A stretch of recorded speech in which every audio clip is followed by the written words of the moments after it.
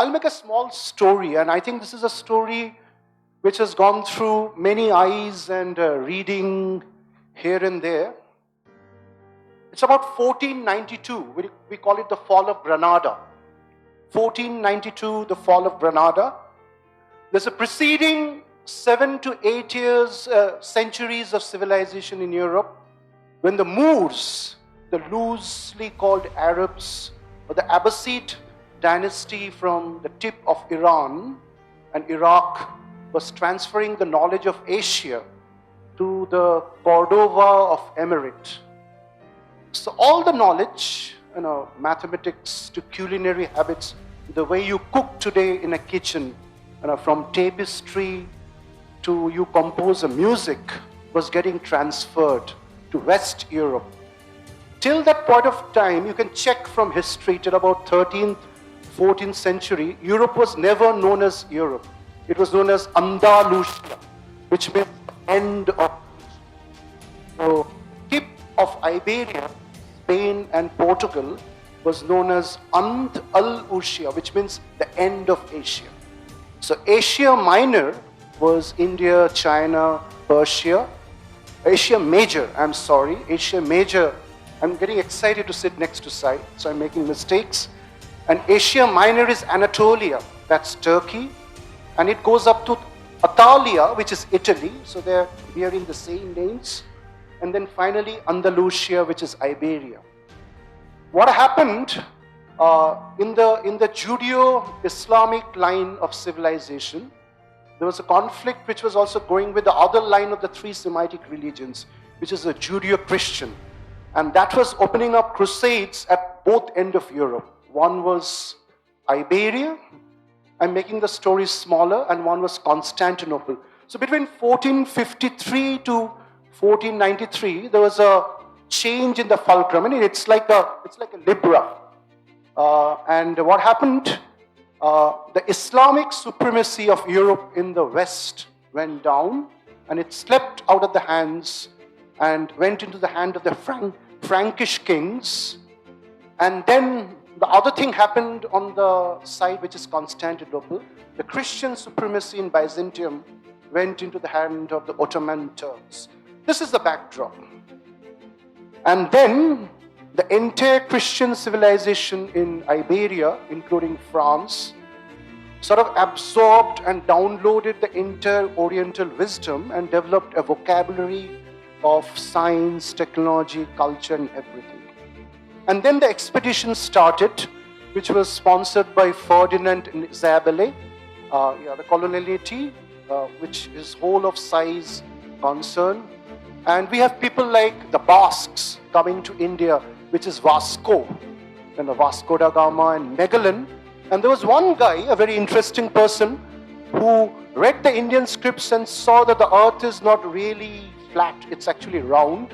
So he wanted to reach the Indies taking the western route. That's Christopher Columbus. And that's why we call the early Native Americans as Indians, and by mistake, and correcting the mistake, that today they are known as Red Indians. Now that's the whole story. So when 100 years fast forward, these people come to India, the Portuguese, the Jesuit monks on the Konkan coast, about 1590 onward till about 1620. They, in a series of about 10 to 15 years, started observing fantastic similarities between the words that they brought in from Europe and that they find in India. I think you're all aware of it. Simple words like three, which means three, and khetra, which is a four square, which means four, quadro, and pancham, which is pentet.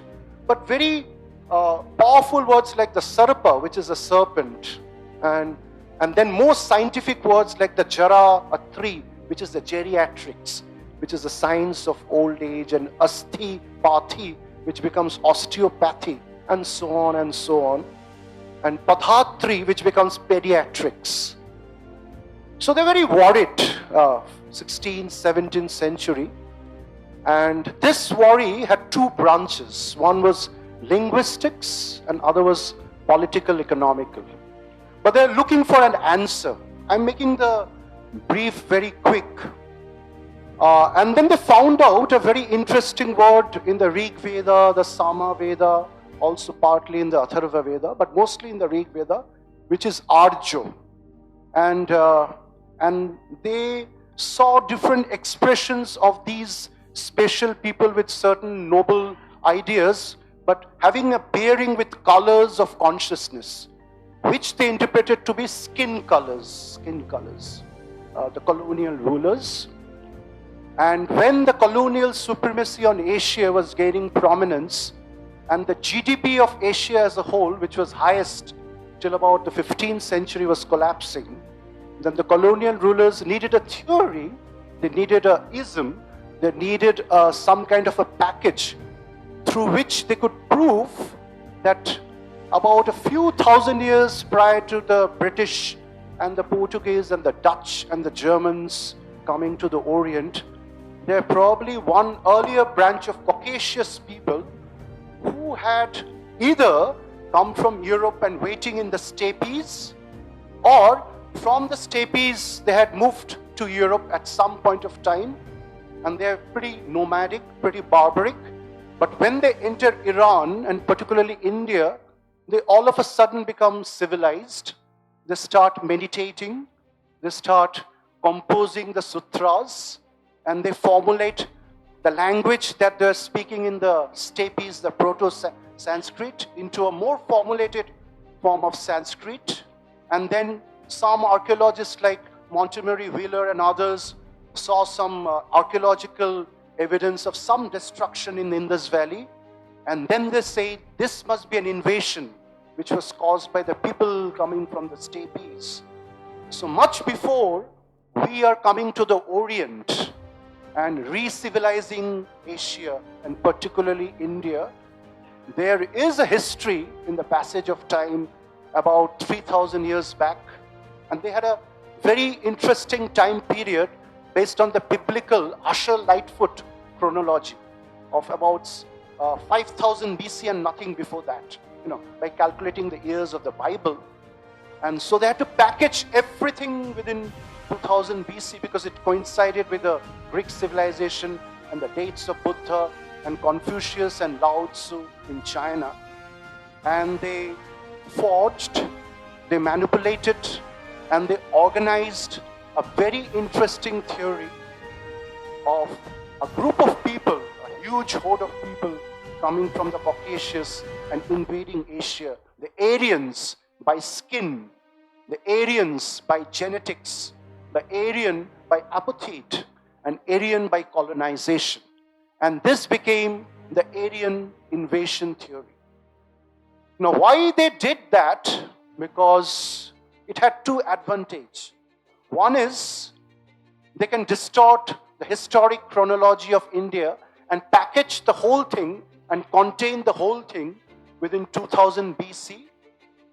And the other thing is that they can create a pedagogy of education which is actually guided and streamlined by this Aryan invasion myth, and telling to the Bharatiyas, their Indians, that all that you have inherited from the past, whatever good and civilization has come from the steppes or from Europe or from the Rhineland, and all that possibly you have inherited from your own land is magic, superstition, and not of much science.